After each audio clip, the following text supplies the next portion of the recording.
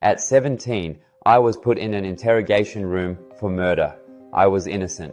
But what I learned that night changed my life forever. My name is Adam. I grew up in a rough neighborhood, noise, chaos, and sometimes gunshots, but still, I was the quiet kid, the one everyone said, he stays out of trouble. But one night, everything flipped.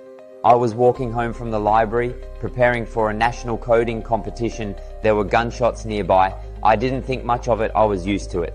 The next morning, I woke up to pounding at the door. Police, they asked, "Where were you last night between 9 and 10 p.m.? I told them the truth. They said, "Security footage saw you walking near the alley where the murder happened." I had no weapon, no motive, no clue what was going on. But they took me in as a suspect. I sat in an interrogation room for 4 hours. I was shaking, not just from fear, but from the feeling of being wronged. I kept screaming inside, "I'm innocent."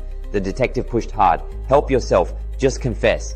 But I had nothing to confess. Then suddenly another officer walked in, whispered something to the detective, and the detective turned to me and said, "We got the actual suspect. You're free to go."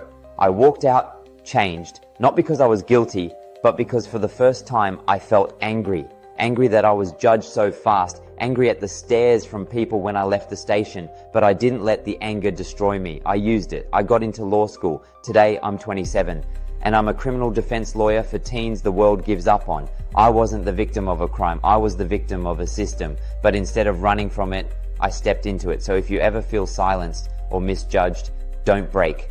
Channel it. Turn the fear into fuel. Turn the pain into purpose. Not everyone in an interrogation room is guilty, and sometimes the innocent become the protectors of justice.